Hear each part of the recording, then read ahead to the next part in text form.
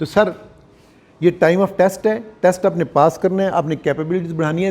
3 domain आपको बता के जा रहा हूँ। आपने इमोशनल कूल रहना है, जो आपका ब्रेन पार्ट है थिंकिंग, उसमें आपने प्लान करना है, स्ट्रेटजाइज करना है। और तीसरा इसमें आ जाता है आपका फिजिकल। आप जितना करने जोगे हैं वो कीजिए, अल्लाह ताला कुव्वत भी देंगे, हिम्मत भी देंगे, इस्तिकामत भी देंगे, इस्तिताअत भी देंगे। औज़ुबिल्लाहि मिनश्शैतानिर्रजीम, बिस्मिल्लाहिर्रहमानिर्रहीम। First of all thank you very much all of you. आज टॉपिक आपने जो मुझे दिया वो था time of crisis is not time of panic. अब मेरा ख्याल है ये जो पिछला साल डेढ़ गुज़रा है उसके हवाले से देखा जाए तो ये बड़ा प्रैक्टिकल टॉपिक है। इस पे बात आज से साल डेढ़ पहले भी होनी चाहिए थी और मेरा ख्याल है मुख्तलिफ फोरम्स पे करते भी रहे हैं। और ये याद दहानी जितनी मरतबा भी हो जाए वो कम है, क्योंकि हम में से हर एक, चाहे वो फैमिली में हो, चाहे वो इंस्टीट्यूट लेवल पे हो, चाहे वो सोसाइटी लेवल पे, देखिए इस क्राइसिस से हम लोग इफ़ेक्ट ज़रूर हुए, हम नबर्द आज़मा भी हुए और हमने अपने अपने तौर पे इसके सॉल्यूशंस भी बहुत अच्छे लिए। तो सबसे पहले तो ये देख लीजिए टाइम ऑफ क्राइसिस है क्या, या क्राइसिस होता क्या है। When things they go out of our hands we are in crisis. बिल्कुल सही। तो ये बताइए कि हमें टाइम ऑफ क्राइसिस के लिए हमें क्यों बात करने की ज़रूरत क्यों पड़ रही है। टाइम ऑफ क्राइसिस करता क्या है? स्ट्रेस लेके आता है। जो चीज़ मेरे कंट्रोल में नहीं है, जो मेरे काबू में नहीं है, वो मुझे स्ट्रेस भी देगी, मुझे एंग्जाइटी भी होगी। अब मेरी फीलिंग देखते जाइए, ये इमोशन है ना, वो मुझे स्ट्रेस भी देगी, मुझे एंग्जाइटी भी देगी और मैं अफ्रेड भी हूँगा कि पता नहीं ये मेरे अगर काबू में नहीं है तो मुझे कैसे ये हर्ट कैसे करेगी। इसकी इम्पॉर्टेंस ये है कि ये इवेंट, ये टाइम, ये मेरे कंट्रोल में नहीं है। I may get afraid of something bad coming up, कि जो मुझे, मेरे घर को, मेरे इंस्टीट्यूट को और मेरी सोसाइटी को मुतासर कर सकते हैं। अगर किसी को समझ ना आ रही हो, डॉक्टर साहब समझ ही नहीं आ रही आप क्या बात कर रहे हैं, किस क्राइसिस की बात कर रहे हैं, तो कोरोना क्राइसिस की बात कर देख लीजिए।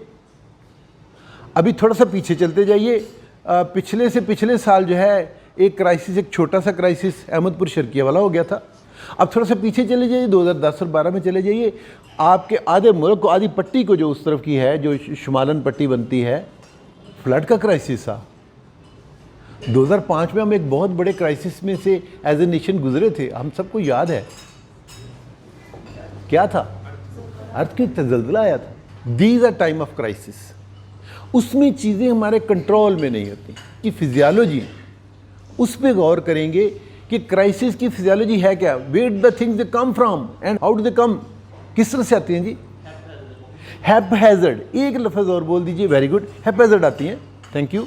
अनएक्सपेक्टेड, अनयूजुअल, अनएक्सपेक्टेड, वो अचानक आती हैं, अब्रप्टली आती हैं। क्राइसिस के साथ वो हमारे कंट्रोल में क्यों नहीं होती, अनवांटेड होती हैं, अनएक्सपेक्टेड होती हैं, वो अब्रप्टली आती हैं, वो अब्रप्टली आती हैं। यही उसके पीछे मेन वजह यह है कि हम उसके लिए अनप्रिपेयर्ड होते हैं। हमारा टाइम ऑफ प्रिपेयर्डनेस जो है वो हमें नहीं मिला होता। क्राइसिस में टाइम ऑफ एक्शन जो है वो नहीं होता, ये वो बहुत शॉर्ट होता है। तो हमने अभी तक जो देखा, क्राइसिस हर वो चीज़ जो अनएक्सपेक्टेड, जो अब्रप्टली आती है, जो मेरी ज़िंदगी के अंदर कुछ नेगेटिव लेके या मे लीड टू नेगेटिव, और जिसके रिजल्ट में मुझे स्ट्रेस मिले, मुझे एंग्जाइटी हो, कन्फ्यूजन आए, टाइम ऑफ डिफ़िकल्टी जो है वो प्रिवेल कर जाए, वो क्राइसिस है। क्राइसिस से क्या आता है जी? एक तो आपने बता दिया स्ट्रेस आता है, इससे फियर आता है, इससे कन्फ्यूजन आता है, और फिर इससे पैनिक आता है। हमने 2 चीज़ें कर ली। जब हमें इसकी नॉर्मल फिजियोलॉजी का पता चल गया तो अब हमें यह भी पता कि where we have to hit, time of crisis में करना क्या है। 2 चीज़ें हमारे अगेंस्ट जा रही हैं, अनएक्सपेक्टेड आया, अब्रप्ट आया, we weren't prepared, time of reaction बहुत कम है। ये 2 एरियाज़ हैं जिस पे हमें काम करना है। We have to prepare our self, हमने रिएक्शन देना है, और वो जो रिएक्शन टाइम था वो क्योंकि कम है, अब इसमें उसकी स्पीड ज़्यादा होगी। एक बात याद रखिएगा, सारी बातें भूल जाएं अगर, तो एक बात याद रखिएगा, एक कोट आपके साथ शेयर करता हूँ, वो कहते हैं time of crisis is time of test. वो मेरे टेस्ट का वक्त है।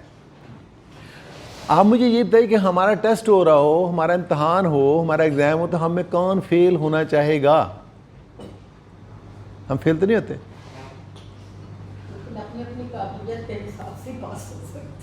हम अपनी काबिलियत के, thank you very much for your input, हम अपनी काबिलियत के हिसाब से ही पास हो सकते हैं। यही तो जुमला सुनना चाह रहा था। करेंगे क्या फिर? अपनी काबिलियत को। एक्सीलेंट, लेक्चर खत्म हो गया। अगर आप इसे लेक्चर समझ रहे, लेक्चर खत्म हो गया। आपसे यही तो कहलवाना था, अपनी काबिलियत को बुरे का और उसके लेवल को बढ़ाइए। काबिलियत को बढ़ाया जा सकता है सर, यस। छोटी सी मिसाल जो हमने एग्जाम वाली ली कि time of crisis is time of test, time of actually judging, या एक्चुअली जो आपकी कैपेबिलिटीज़ जो हैं, जो एबिलिटीज़ जो हैं, वो जो अल्लाह ताला ने कहा था। मैं अमूमन ये आयत आपके सामने दोहराया करता हूँ, लक़द खलक़नल इंसान फ़ी अहसन तक़वीम। मुझे अगर आप क्राइसिस का लफ्ज़ बोलेंगे तो मेरे सामने सबसे पहले ये आयत आ जाती है। मैं कैसे कहूँ कि टाइम ऑफ पैनिक होता है? मैं कैसे कह दूँ? क्योंकि मेरा रब ये कह रहा है कि मैंने ये जो चीज़ बना दी है, ये जो हज़रत इंसान बना दिया है, लक़द खलक़नल इंसान फ़ी अहसन तक़वीम, मेरी तक़वीम में, मेरे बनाने में, मुझे पैदा करने में जो अहसन चीज़ थी, और अल्लाह ताला ने, रब ताला ने वो लगा दी, दे दी मुझे। करना कैसे है? मैं, हम में से हर बंदा, अब आपकी बात को ले लेते हैं। मैडम ने कहा कि हम में से टाइम ऑफ टेस्ट है, तो मैंने टेस्ट में कोई फेल होना तो नहीं जाएगा। उन्होंने कहा जी बिल्कुल नहीं होना चाहेगा, लेकिन हर बंदा अपनी काबिलियत के हिसाब से इसमें जाएगा और उसके मुताबिक परफॉर्म करेगा। करना क्या है? अपनी काबिलियत को, लेवल को ऊंचा कर लो, तमाम पास हो जाएंगे, तमाम पास हो जाएंगे। वो काबिलियत को आपने, जो अगर आप सिर्फ 5वीं छठी का फर्स्ट ईयर सेकंड ईयर की काबिलियत देखते हैं, फिर तो उसमें किताबों के अंदर काबिलियत लिखी हुई है। वो तो मैं रट्टा मार के भी कर सकता हूँ, वो मैं याद करके, अपना कॉन्सेप्ट रेज करके, इंटरेक्ट सेशंस रख के, डिस्कशन करके अपने कोलीग्स के साथ, कोई MCQ करके, कुछ पहले के पेपर्स जो हैं लेके, सॉल्व पेपर्स जो हैं उनको करके उसे बढ़ा सकता हूँ। यहाँ मैं उस काबिलियत को कैसे जो है बढ़ाऊँगा? फर्स्ट ऑफ ऑल खुद को कंपोज रखना है। सेकंड, चलिए इसको थोड़ा सा और साइंटिफिक बनाते हैं। अभी तक आपने एक चीज़ नोट की, हमने क्या किया? हमने फिजियोलॉजी देखी कि क्राइसिस है क्या, इसमें क्या होता है, क्यों होता है। इसमें पैनिक भी होता है ना जी, स्ट्रेस भी, एंग्जाइटी। पैनिक क्या है? परेशान हो जाते हैं हम। It's a feeling, panic is a feeling, it's one of the emotions. I am stressed, I am afraid. Fear है, एंग्जाइटी है, ये एक इमोशन है, ये एक फीलिंग है। फियर की फीलिंग जो है ये क्या करती है? That time is that of fight और फ्लाइट। उस वक्त आपके जिस्म के अंदर एड्रेनलिन सर्ज होगी। आपका सर जो पैनिक अटैक है, ये जो फीलिंग है, ये जो इमोशन है, ये आपको अगर ये अनचेक्ड जाता है तो ये आपको फाइट और फ्लाइट मोड पे ले जाता है। अगर उस पर ना भी लेके जाए और क्या करता है ये? पैनिक का ज़रा मुझे साइकिल बताइए। फाइट और फ्लाइट में हम क्यों आते हैं? सेल्फ डिफेंस है। हमने देखा कि ये इमोशन के साथ रिलेटेड है। हमने देखा कि इसमें लाइफ सेविंग है। इसमें नेगेटिव जो चेंज आनी है, हम उससे बचने की कोशिश कर रहे हैं। देखिए, जब फियर है, जब स्ट्रेस है, जब एंगर है, जब एंग्जाइटी है, अब आप ब्रेन पे जाइए। उस वक्त हो क्या रहा होता है? उस वक्त आपके ये केमिकल्स जो हैं ये एक्सक्रीट हो रहे हैं। अगर आपको ब्रेन के वर्किंग का अंदाज़ा है, गुस्से की मिसाल ले लीजिए, अगर आपको ब्रेन के वर्किंग का अंदाज़ा है तो आपको पता चल जाएगा फाइट और फ्लाइट मोड क्या है। याद रखिएगा, पैनिक अटैक जो है, टाइम ऑफ पैनिक जो है, उसके अंदर जैसे वहां अब्रप्टनेस सी, अचानक था, अनवांटेड था इवेंट, और उसको हमने क्राइसिस का नाम लिया। पैनिक अटैक में ये हो रहा होता है कि आपका ब्रेन, दो ब्रेन है, एक थिंकिंग ब्रेन है, एक इमोशनल ब्रेन है, टाइप्स और भी हैं, लेकिन हम सिर्फ यहाँ क्राइसिस और पैनिक को करने के लिए अब हम आपको ब्रेन की वर्किंग जो उस पर जा रहे हैं। एक एक थिंकिंग ब्रेन, एक है इमोशनल ब्रेन। इमोशनल ब्रेन क्या है? जो मैं रूटीन में करता जाता हूँ, मैंने देखा जलसा आ रहा है, जुलूस आ रहा है, मैंने साथ जिंदाबाद, ये मैंने करना है, हैबिट है, मेरे बिलीफ्स हैं, मैंने कुछ मेरे को अपना थॉट जो जिसे मैं इस स्कूल ऑफ थॉट से मैं उस पर बगैर सोचे समझे मैं नारा लगाता हूँ, जो मैं उस बगैर सोचे समझे उस पर अमल कर जाता हूँ। ये इमोशनल ब्रेन है। एक थिंकिंग ब्रेन है, well if I do this what's gonna happen, what will be the outcome, इससे मुझे क्या फ़ायदा है, बाकी लोगों का, इससे मुझे क्या नुकसान हो सकता है, इससे बाकी लोगों को क्या नुकसान। ये है लॉजिक, लॉजिकल थिंकिंग। याद रखिएगा, इसे मज़ीद मुख्तसर कर दें, याद रखिएगा, टाइम ऑफ पैनिक जो है, जिसको हम कहते हैं कि there is it's feeling of fear, feeling of being unstable, और एक्सट्रीम में जाके फाइट एंड फ्लाइट, इसमें प्रॉब्लम एक ही है, उसे समझ लीजिए। इसमें ब्रेन को जो लॉजिकल थिंकिंग पाथवे है उसको सप्रेस कर दिया जाता है। हम लॉजिकल थिंकिंग पे नहीं जाते, जो थिंकिंग ब्रेन है उसको कार्डन ऑफ कर दिया जाता है। तो अब जो है हमारे पास नॉर्मल फिजियोलॉजी, क्राइसिस की हम कर चुके थे कि क्राइसिस जो अब्रप्टली आता है, time of reaction, time of preparedness कम है, और हमने करना क्या, अपनी काबिलियत को बढ़ाना है। ये टाइम ऑफ क्राइसिस हमने कर लिया। टाइम ऑफ पैनिक हमने क्या किया, हमने देखा कि ये एक इमोशन जो है, इमोशनल स्टेट होती है, फियर होता है, नेगेटिविटी चल रही है, और हम फाइट और फ्लाइट तक जाते हैं। क्राइसिस, टाइम ऑफ रिएक्शन कम है, टाइम ऑफ प्रिपेयर्डनेस कम है। इधर आप देखिए, जो उसकी वजह से पैनिक रिजल्ट हो रहा है, उसकी असल पीछे रीज़न क्या है। जो लॉजिकल थिंकिंग है, जो थिंकिंग ब्रेन है, उसको हम शट ऑफ करके हम इमोशनल ब्रेन, इमोशनल थिंकिंग जो उस पर आ जाते हैं। होता क्या है, ऐसा कोई क्राइसिस आता है, हम सोचते नहीं हैं। एक चीज़ जिसका मैंने नाम लिया एमिगडाला हाईजैक, ये नॉर्मल फिनोमिनन चल रहा होता है। फियर के अंदर, स्ट्रेस के अंदर, एंग्जाइटी के अंदर क्या होता है कि जो आपका स्टिमुलस है वो मिला ब्रेन को। हम सब डॉक्टर हैं, थैलेमस जो है वो डाक खाने का काम कर रहा है। थैलेमस ने सिग्नल जो है वो भेजने हैं इमोशनल ब्रेन को कि देखो ये फाइट एंड फ्लाइट वाला मामला तो नहीं है। एक पेप्टाइड का एक शावर जाएगा, पेप्टाइड का एक शावर जाएगा और इमोशनल ब्रेन काम करना शुरू कर देगा। नॉर्मल फंक्शनिंग जो है, लॉजिकल फंक्शनिंग जो है, उसमें थैलेमस ने इमोशनल ब्रेन को जो पैगाम भेजा, साथ ही उसने पैगाम भेजना है कॉर्टेक्स को। कॉर्टेक्स आपका थिंकिंग ब्रेन है, ये इमोशनल नहीं है। आप लॉजिक में जाते हैं, आप उसे प्लान करते हैं, आप स्ट्रेटजाइज करते हैं, और आप उसके साथ में रिफ्लेक्शन, प्लानिंग, स्ट्रेटजी उसे साथ लेके आते हैं। सर दोनों में फ़र्क कितना है? कुछ सेकंड्स का। मैंने क्यों कहा कि ये इंस्टीट्यूट जो आप कह रहे हैं कि सर इसके लिए इंस्टीट्यूट्स होने चाहिए, ये शुरू से सिखाना है, सर हमें शुरू से बताया गया है। और मेरे नबी करीम सल्लल्लाहु अलैहि वसल्लम, उन्होंने गुस्सा, स्ट्रेस, एंग्जाइटी, उसका हल बताया हुआ है। गुस्सा है तो क्या हुक्म है? पानी पी लो, बैठे हो लेट जाओ, खड़े हो बैठ जाओ। गुस्से में बोलने को मना किया गया है। क्यों? बोलने में अब्रप्टनेस है। आप जब वो टाइम पीरियड जिसमें पेप्टाइड का शावर आया और जिसमें फ्लाइट और जिसमें आगे जाके उसका एंड रिजल्ट एड्रेनलिन सर्ज है, अगर आप वो 5-6 सेकंड से लेकर 10 सेकंड वाला अगर आप उसमें से निकल के उसका काबू पा लिया तो क्या होगा? वो जो सिग्नल जो ब्रेक हुए थे कॉर्टेक्स को जाने के लिए, जब वो सिग्नल दोबारा से रेस्टोर होंगे तो क्या होगा? आप थिंकिंग ब्रेन पे आ जाएंगे, आप लॉजिकल ब्रेन पे आ जाएंगे। Crisis is not time of panic. अपने दोस्त का वाक़या, कोरोना में दोस्त कहने लगा, मेरी मिसिज़ शुरू के दिनों का बता रहा हूँ, उसने कहा कि राशन कितने दिनों का घर फेंकवाना है। आपको पता है कि यूएसए में क्या क्राइसिस आया था कि आपको टॉयलेट पेपर्स मिलना बंद हो गए थे, स्नैचिंग और एक वो राइट्स की लूट मार की कैफियत आ गई थी।